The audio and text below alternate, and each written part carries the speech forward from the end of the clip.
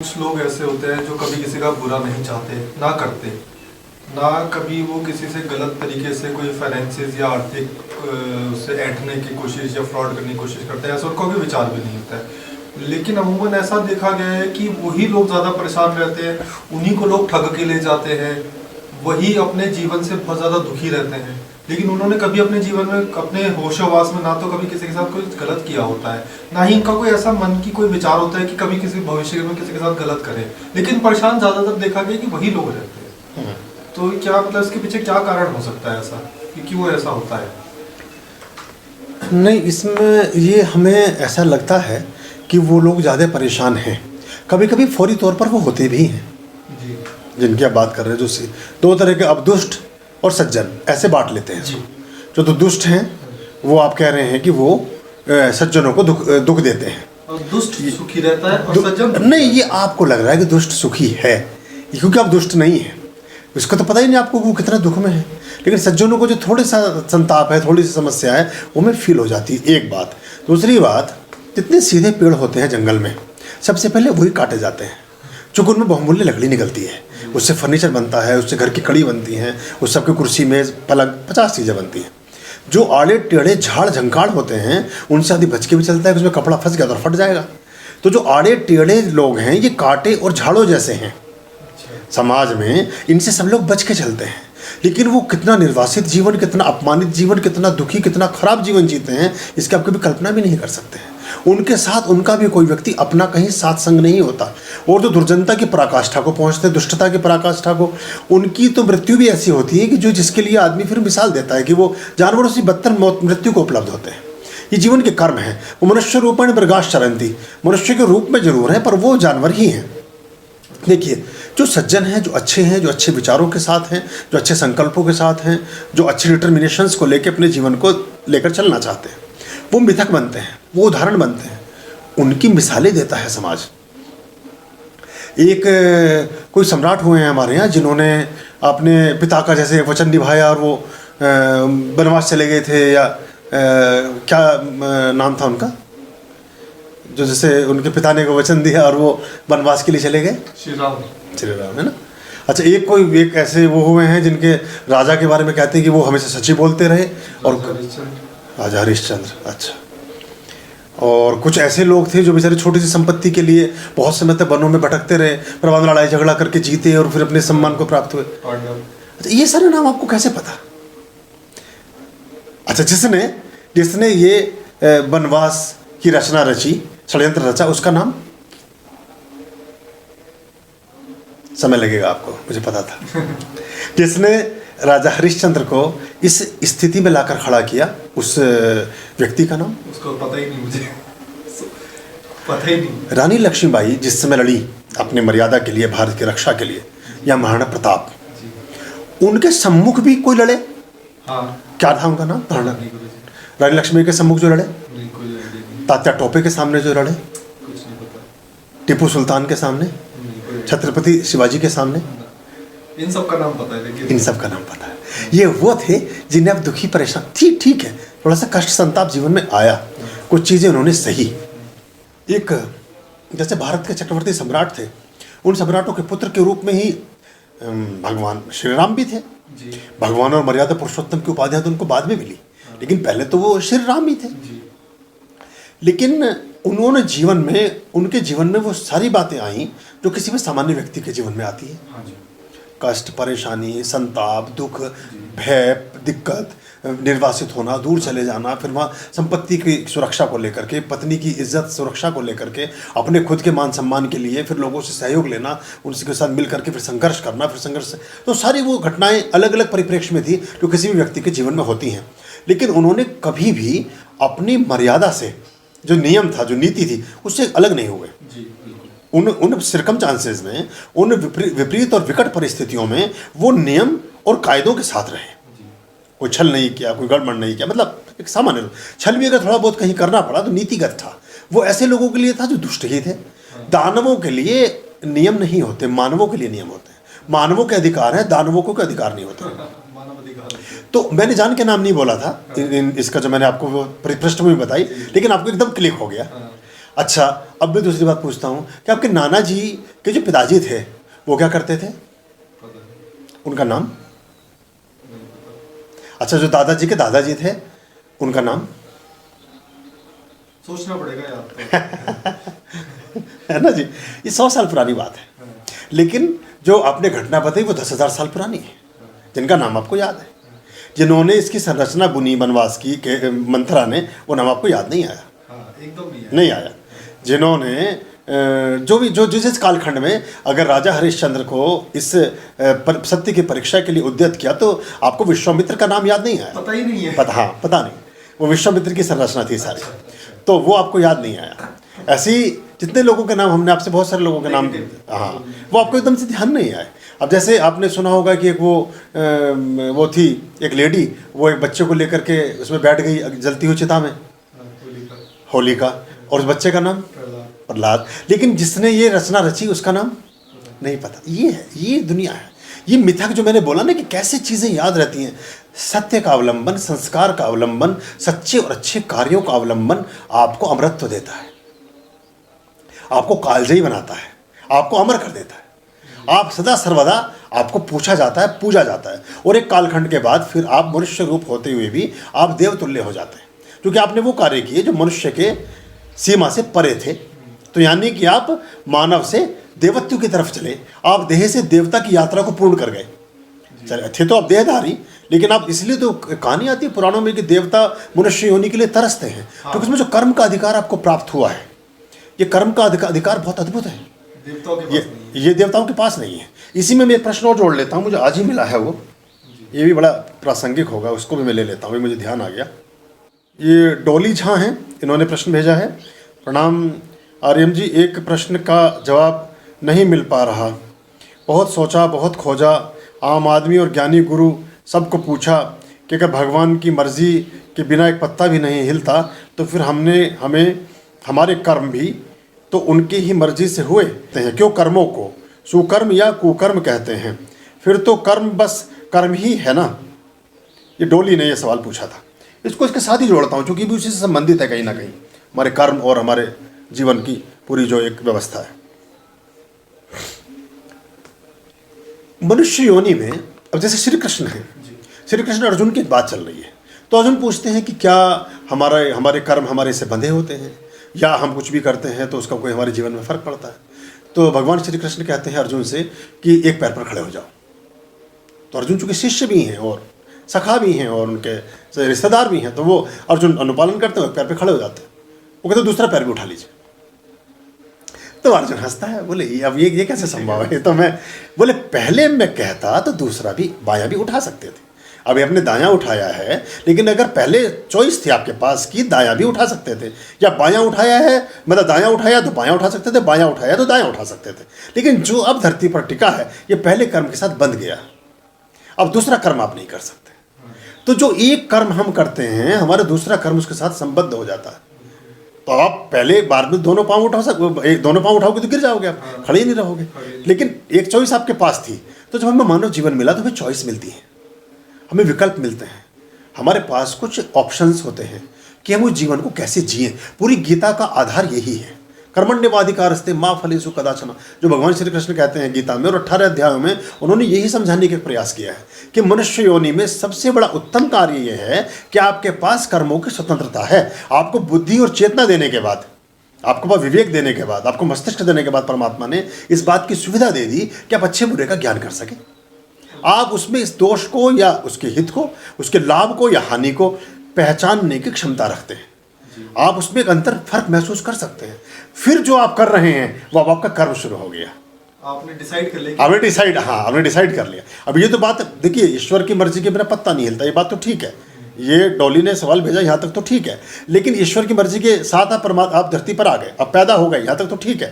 लेकिन पैदा होने के बाद जो आपको कर्म की सुविधा मिली, एक चींटी आपके रास्ते में जा रही है, आप चाहें तो उसे मार दें, चाहें तो जाने दें, अब यहाँ से आपका कर्म निर्मित शुरू हो जाता है।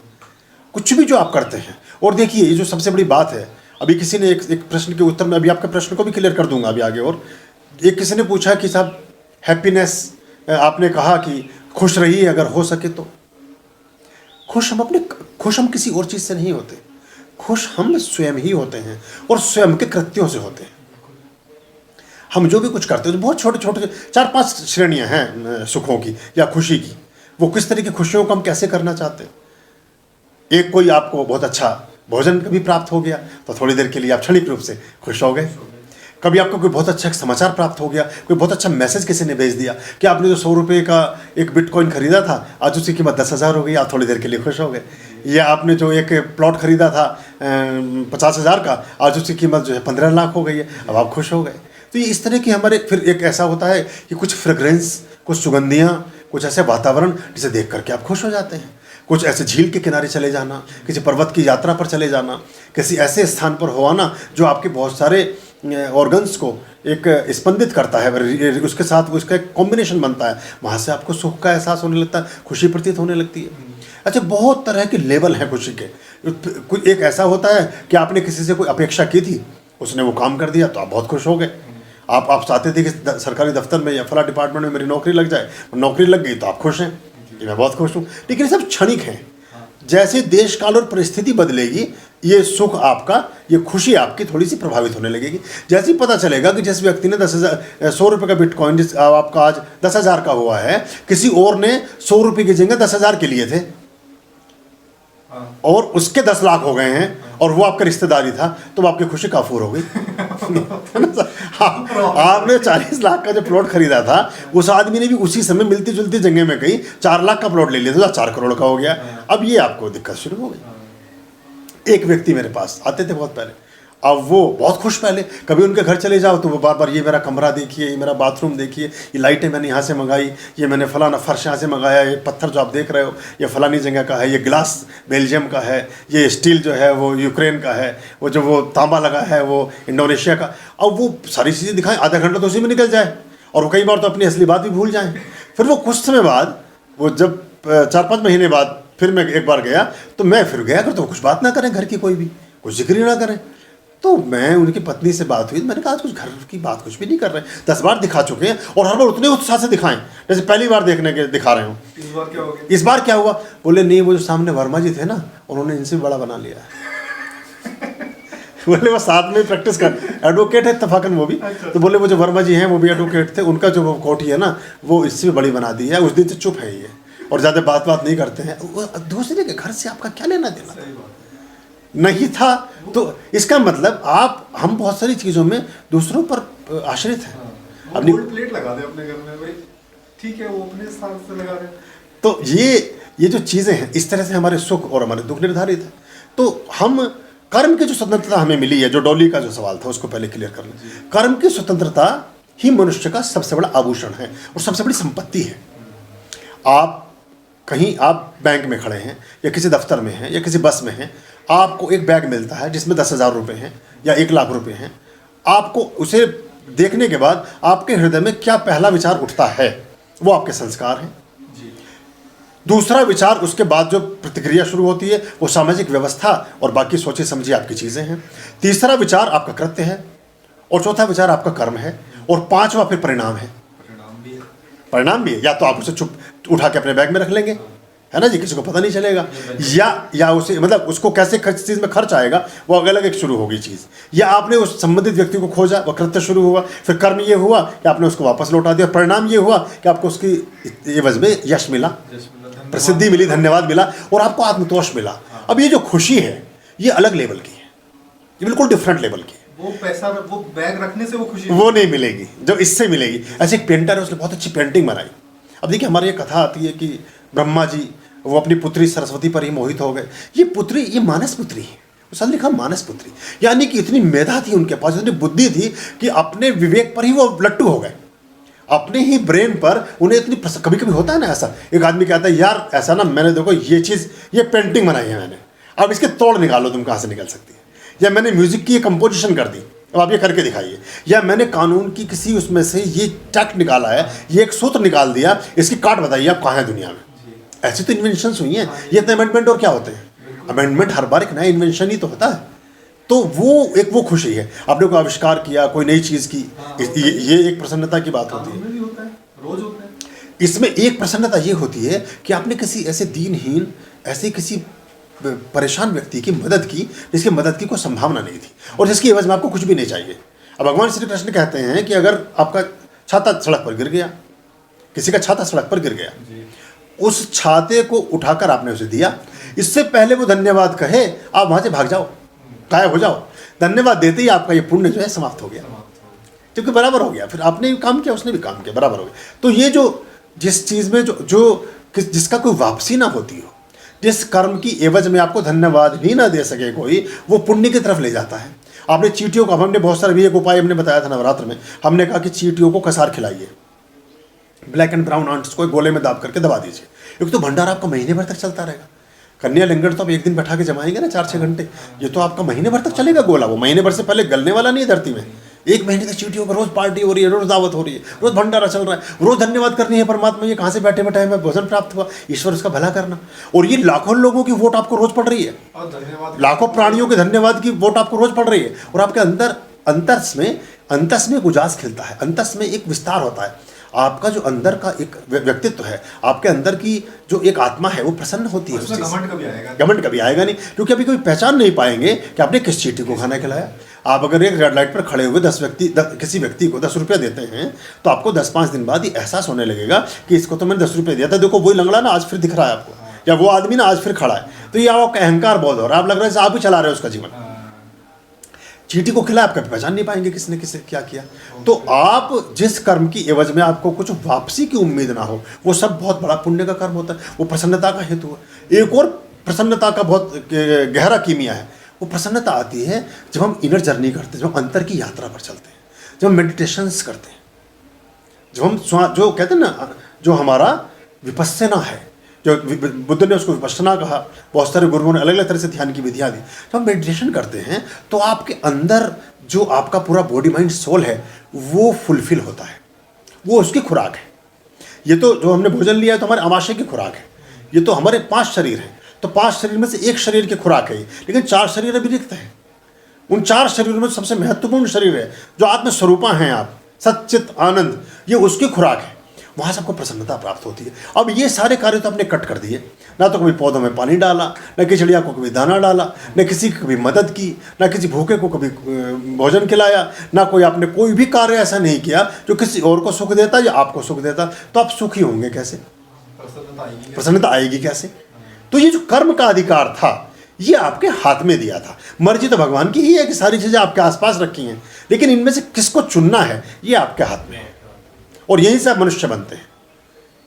जो मनुस्मृति में पूरा उल्लेख है जिस चीज़ का, वो यहीं से आपकी मनुष्यता का विकास शुरू होता है कि आपने क्या चुनना है क्या नहीं चुनना है, इसका बोध हो जाना। ये पशुओं में नहीं है। पशु अपनी दूसरी इंद्रियों से इस बात का एहसास कुछ करते तो हैं कि जैसे आप सब कुछ पशु के सामने रख दीजिए तो पशु हर चीज़ नहीं खा लेगा, कुछ चीज़ें बिल्कुल भी नहीं खाएगा।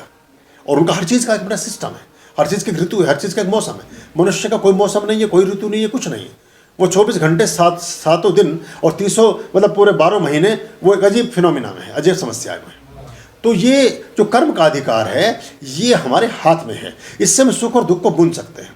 तो डोली ये तुम्हारे सवाल का प्रश्न हो गया। और जो आपका मूल प्रश्न था कि वो दुखी रहते हैं, वो दुखी आपको प्रतीत होता है ऐसा कि वो दुखी हैं, वो दुखी नहीं है। अब आप देखिए उनको वो अमृत को जो उपलब्ध हुए, अब जो राजा हरिश्चंद्र की बात है वो तो भगवान श्री राम से भी बहुत पहले की बात है, कालखंड में देखा तो। और भगवान श्री राम को हुए 10,000 वर्ष हुए, महाभारत को 5,000 वर्ष हो गए। आपको सारी घटनाएं याद है, तुरंत पांडव बता दिए, तुरंत सब बता दिए, है ना। लेकिन आप जो 100 भाई थे दुर्योधन के, वो दुर्योधन दुशासन को छोड़ दें तो अब 98 के नाम भी नहीं बता पाएंगे, पता ही नहीं। तो ये बहुत बड़ा, तो जो नकारात्मकता है उसकी कोई उम्र नहीं होती, उसका कोई आयाम नहीं होता। कितने लोग एनकाउंटर में जो बदमाश और डकैत और बुरे लोग मारे गए, उनका कहीं कोई आपको शिलालेख लिखा नहीं मिलेगा, उनके नाम पर कोई रोड नहीं मिलेगी आपको, उनके नाम से कोई विश्वविद्यालय नहीं मिलेगा आपको। उनके तो घर के लोग भी ये बताने से कतराते हैं कि हमारे परिवार का आदमी था ये। कई बार तो वो पहचानने से इनकार कर देते हैं, बिल्कुल मना कर देते, पहचानने से इनकार कर देते। तो अब एक सुल्ताना डाकू हुआ उत्तर प्रदेश में, बहुत पुराने समय में, अंग्रेजों के समय में एक सुल्ताना डाकू हुआ। और सुल्ताना डाकू को फांसी का हुक्म हो गया। तो फांसी का हुक्म होने के बाद उससे पूछा कि तुम्हारी अंतिम इच्छा क्या है। उसने कहा कि मैं अपनी माँ से मिलना चाहता हूँ। बस ठीक है, कॉमन बात है भाई, बुलाओ। माँ को बुलाया गया। अब माँ जब जेल में पहुंची तो उसने कहा मेरी बात सुनो जरा, पास आओ पास आओ। ऐसे पास आके जब बात करनी चाहिए तो ऐसे उसका कंधे पकड़ के उसकी नाक को अपने मुंह से काट लिया, माता की माँ की अपनी नाक काट ली और काट के एक तरफ मतलब दांतों से काट के फेंक दी। खून लहूलुहान हो गया, बड़ा बुरी हाहाकार मचा। पुलिस का जेल के अधिकारी वगैरह सब लोग आ गए, सब हो गए। उसकी मेडिकल जो भी चिकित्सा वो थी वो दी गई, सब की गई। उससे पूछा गया कि भाई ये क्या तुमने किया? तो उसने कहा मेरी माँ जब ठीक हो जाए तो उसे लेके आना। वो दोबारा उसे लेकर के वहाँ पहुँची कि बोली भी तूने, वो दूर से खड़े होकर बात कर रही है, बोले तूने मेरे साथ ऐसा क्यों किया? बोले इसलिए किया कि जब मैं छोटा सा रबर और पेंसिल और कटर चुरा कर लाया था स्कूल से, अगर मुझे उसी समय 2 थप्पड़ मार के सिखाया गया होता तो मैं डकैत नहीं बनता, मैं फांसी नहीं लग रही होती मुझे। तो लोगों को पता चला डकैत की माँ है ये डाकू की माँ है जिसकी नाक कटी हुई है। नकटी जो शुरू हुआ वहीं से शुरू हुआ। तो कि नाक ऐसी चीज़ है ना जिसको आप कभी ढकते नहीं है। नाक सबसे पहले चलती है हर जगह, आप बाद में पहुँचते हैं, पहले नाक पहुँचती है। हर चीज़ में नाक के बहुत सारे मुहावरे हैं ना कि नाक बड़ी ऊंची है जी, ये नाक पे इनका नखरा नाक पे रहता है ना, इनकी नाक बड़ी नाक वाले हैं ये जी, इसीलिए वहीं से तो शुरू हुआ है ये। तो नाक चूँकि ऊपर ही रहती है हमेशा सारे मुंह से और आगे रहती है। तो ये उन्होंने कहा कि मेरे जो कर्म थे वो मेरी माँ ने करवाए मुझसे, इसलिए आज मेरे साथ ये नतीजा मुझे भोगना पड़ रहा है। और मैं इसलिए मैंने ये मिसाल दी है ताकि दुनिया देखे कि कैसे माएँ बच्चों को अच्छा है बुरा बनाती हैं। तो हम जो लोग बुरा कार्य करते हैं उन बुरे लोगों के कार्य की कोई उम्र नहीं होती, उनका कोई अवदान नहीं होता, उनको कोई आधार भी नहीं होता। और बुरे कार्य को करने वाला कुछ समय तक तो लगता है कि बहुत अच्छा कर रहा है, अंत उसका सदैव बुरा ही होता है। आप कोई फिल्म उठाइए, उसमें आपको विलेन लास्ट में पिटता हुआ मरता हुआ ही नजर आएगा, है ना। हैप्पी एंडिंग जिसको हम बोलते हैं ना, वो यही होती है, क्योंकि सत्यमेव जयते नानृतम, जीत सत्य की ही होती है, अच्छाई की ही होती है। अब जो भले और अच्छे लोग हैं ये इनको परमात्मा उतनी ही अधिक एग्जिस्टेंस भी देता है, उतनी अधिक समृद्धि भी देता है। वृक्ष कभी ना फल चखे नदी न सिंचे नीर, वृक्ष कभू ना फल चखे नदी न सिंचे नीर, परमार्थ के कारणे साधन धर्यो शरीर। तो जो नदी कभी अपना जल नहीं पीती, वृक्ष कभी अपना फल नहीं खाता, जितने सज्जन लोग हैं उनका शरीर उनका कर्म दूसरों की और समाज की भलाई के लिए ही होता है। हाँ, हम ऐसा फील करते हैं शायद उसको इस बात से कष्ट हो रहा होगा, उसके लिए क्षण भर की बात है और उसकी उतनी ही बड़ी एग्जिस्टेंस होती है उस आदमी की। डायरेक्टर जब बहुत सारे रोल चुनता है तो उसमें सबसे अच्छे कलाकार को सबसे कठिन रोल देता है। तो परमात्मा ये परीक्षाएं, ये कठिन रोल भी ऐसे लोगों को देते हैं जो सह सकते हैं, कि छोटे मोटे को देंगे तो फंदा लगा के लटक जाएगा रस्सी से या कहीं सल्फास खा के मर जाएगा। वो उसी को देंगे जो उसको निभा सकता है, जो उसको कर सकता है, और वहाँ से पुरुषार्थ का विजय होती है। और हमारी पूरी जितनी भी यात्रा है वो इसी की तो यात्रा है। जो अब देखिए पूरी दुनिया में एक ऐसे भी व्यक्ति हुए जिनको पूरे समाज ने मिलकर के जो है उन्हें सूली पर चढ़ा दिया, जीसस क्राइस्ट। अब आप देखिए उन्हें भी जानते हैं आप, 2000 साल पुरानी बात है, आपको पता है। लेकिन मैंने एक एग्जाम्पल ये भी लिया कि आप 100 साल पुरानी बात नहीं याद रख पाए।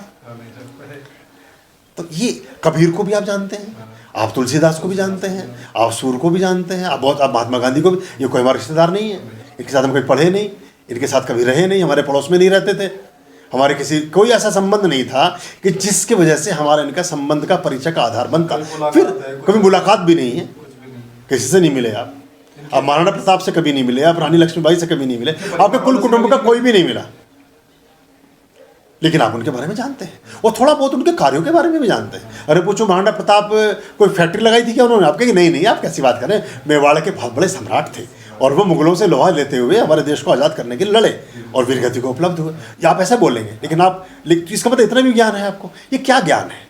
ये क्या चीज़ है जो अमृत को रह गई, जो चीज़ अमर हो गई, जो चीज़ लोगों के जहन में बस गई, और जो लोग जिस चीज़ को याद रखे जिसका इतिहास बन गया, जो पढ़ाया गया बच्चों को सैकड़ों हजारों सालों से। तो जिन दुष्टों ने सज्जनों को सताया उन्हें ना कोई कभी याद रखता ना याद रखने के योग्य हैं। हाँ, इसमें क्या होता है, इनमें सज्जन भी कई कोटि के हैं। इनमें कुछ सज्जन ऐसे भी हैं जो सज्जन हैं तो नहीं, लेकिन सज्जन दिखाने का भ्रम दिखावा करते हैं, सज्जन होने का दिखावा करते हैं। उनको कष्ट होगा और वो कष्ट को जताएंगे भी, बताएंगे भी, वो परेशान भी रहेंगे। ऐसे एक आदमी अगर बहुत ईमानदार है, बहुत अच्छा है, बहुत अपने मर्यादा में रहने वाला है, तो वो सीमित जीवन होगा उसका। अब हम दोनों हाथों में लड्डू हों, हम बहुत ईमानदारी से कुछ कार्य भी करें और हमारे 10 बंगले भी हों और हमारी 4 फैक्ट्रियां भी हों और 20 गाड़ियां भी हों और हमारा स्विट्जरलैंड के बैंक में अकाउंट भी हो, इतना मुश्किल बात है, इतना मुश्किल बात है। क्योंकि इसके लिए कुछ और चीज़ें आपको चाहिए होंगी जो शायद आपने नहीं की। तो अब जो चीज़ें नहीं की उसका आत्मतोष आपको होना चाहिए। उसका संतोष होना चाहिए, उसका आनंद और उसका गर्व और उसका अभिमान और उसका एक दर्प आपके व्यक्तित्व में और आपके सोच में होना चाहिए। अगर वो नहीं है तो कष्ट का हेतु है। इसका मतलब हम ईमानदार हो दिखाने की तो कोशिश कर रहे थे, हम हैं नहीं। अगर हम हैं तो हमें आत्मतोष होगा, फिर जिस भी अवस्था में होंगे आप बहुत आनंदित होंगे, फिर आपको उससे कोई गिला शिकवा नहीं होगा। आप अपनी चीज़ के लिए जितना है उसी के लिए शुक्रिया करते रहेंगे हर समय, चाहे कैसे भी। अब एक आदमी मिला ऐसे ही, तो वो बोला जी मैं तो बहुत गरीब हूँ और परमात्मा ने मुझे दिया किया है और मेरी ज़िंदगी में कोई काम नहीं बना और मैं तो हमेशा दुखी रहा और मैं तो बस इससे तो अच्छा मर जाता और मैं तो बिल्कुल भिखारी आदमी, 1 रुपया मेरे पास नहीं। तो मैंने कहा उसको, तुम तो करोड़पति आदमी हो। बोले जी आप मेरी मजाक उड़ा रहे हैं गुरुजी, मैं करो मेरे जेब में तो 10 रुपये का, जेब की बात छोड़ो, जेब में तो ईमान्यता है जैसे आप लेके घूम रहे हैं, ये कोई धन नहीं है। पर आप जो आपकी किडनी है, जिसके पास नहीं है वो कई लाख रुपए में किडनी खरीदते हैं। 7 लाख रुपए की किडनी 2 हैं आपके पास, तो 14 लाख रुपए की तो यही हो गई। अच्छा, फिर अगर हार्ट है उसका प्रत्यारोपण आप करना चाहें वो और भी महंगा है। फिर आप लीवर का सबसे महंगा है, फिर 20-25 लाख का लीवर भी है आपके पास, और उससे भी महंगी आंखें हैं। अगर ऐसे लोग जो 1 करोड़ रुपया दे देंगे, जिनके बच्चे चक्षुहीन हैं, आंखें नहीं हैं, और वो करोड़पति हैं, वो कहते हैं हमारे बच्चे के अगर कोई 2 आंखें दे दे अपने बच्चे की, तो तुम अगर वहाँ 2 आंखें दे आओ तो 1 करोड़ रुपये की तो आंखें हो गई। मेरे को तुम एक सामान गिनते चले जाओ अपना, तुम अपनी उंगलियाँ दे दो, तो बोले जरा आप काउंट करना शुरू करो तुम कितने रुपए के आदमी हो। ये मुफ्त में मिला है, जीवन मुफ्त में मिला है, उसकी कदर नहीं है। अगर हम एक चीज़ खरीद करके लाया करते ना, कभी कान लेने जाना पड़ रहा है, कभी पंजे हाथ के लेने जाना पड़ रहा है, कभी नाक खरीदनी पड़ रही है, मतलब जैसे रोबोट टाइप का बच्चा। और बच्चे भी अगर खरीदे जाते कहीं से कि बच्चे लेने के लिए, तो फिर तो बोलियाँ लेकर करती कि किसका IQ लेवल बच्चे का कितना महंगा, फिर उसे जाके आपने खरीदना। या हमारे शरीर के पोर्शन अगर कहीं बिकते होते कि कान बिक रहे हैं, आँख बिक रहे हैं, नाक बिक रही, दांत बिक रही हैं, तो सबसे महंगी सबसे अच्छी क्वालिटी के लोग तो सब धनवान खरीद लिए होते। लेकिन इत्तेफाक ये है और एक संयोग ये है आश्चर्यजनक कि जो बहुत सामान्य जीवन जीते हैं, जिनका बहुत साधारण जीवन है, जो गाँवों में रहने वाले साधारण लोग हैं, उनके आँख नाक दांत हाथ पाँव कान बाल सब अच्छे हैं। खराब उनके हैं जिनके पास बाकी चीज़ें भरी हुई हैं, उनके बिल्कुल ठीक है सब अभी भी। तो ये तो हम परमात्मा ने अपने हाथ में रखा है, और जीवन चूँकि मुफ्त मिला इसलिए उसकी कदर नहीं है। जो चीज़ आप अब मैंने ऐसे लोगों को देखा है कि वो अपने परिवार के सदस्यों से ज़्यादा अपने मोबाइल की कदर करते हैं। अपने बच्चे की उतनी कदर नहीं करेंगे जितनी मोबाइल से उनका लगाव है। अपने पति का उतनी रेस्पेक्ट नहीं है जितनी उनकी गजेट्स की है, या अपनी पत्नी का उतना सम्मान नहीं है जितना उन्हें अपनी गाड़ी का है या अपने किसी सामान का है। तो ये हम किन कृत्रिम चीज़ों में उलझे हैं, ये हमें जीवन के दुख को बनाती है। मटेरियलिस्टिक चीज़ें, मटेरियलिस्टिक लाइफ हो गई है, वो हो गई, सोच हमारी उसी पे केंद्रित हो गई। इसलिए हर समय उदास और परेशान और उजड़े हैं और दुखी हैं। और कोरोना ने अगेन इसको फिर सिद्ध कर दिया है कि जितने आप नियर टू नेचर हैं उतने आप ठीक रहेंगे, जितने आप आर्टिफिशियल रहेंगे उतने आप जल्दी परेशान होंगे और दिक्कत में आएंगे। अगर कोई सज्जन है तो कभी दुखी नहीं होगा, और कोई चोर है तो कभी आनंदित नहीं हो सकता। अगर कोई चोर है और कुछ आनंद में है तो उसका मतलब चोरी तो करता है 25%, वो 75% कुछ ऐसा भी कर रहा है जो आपकी दृष्टि से ओझल है, जो आपके संज्ञान से परे है। तो सज्जन व्यक्ति वाला कार्य कोई ऐसा, हाँ, वो कुछ ऐसा बड़ा काम कर रहा है। वरना आनंद, चोरी के बाद कभी आनंद प्राप्त नहीं होता, या बुरे काम के बाद कभी आनंद प्राप्त नहीं होता। कहीं ना कहीं उसके मन में डाउट रहेगा, करा तो गलत ही। हाँ, अगर वो आनंद में है या अच्छे में है तो इसका मतलब वो जो पक्ष आपको बुरा दिख रहा है बहुत सूक्ष्म है, और कोई विराट पक्ष भी है जो अदृश्य है, अभी ओझल है, इसके बारे में आप जानते नहीं हैं। वरना तो दुखी व्यक्ति कभी आनंदित हो ही नहीं सकता। आत्मा संकुचित होती जाती है।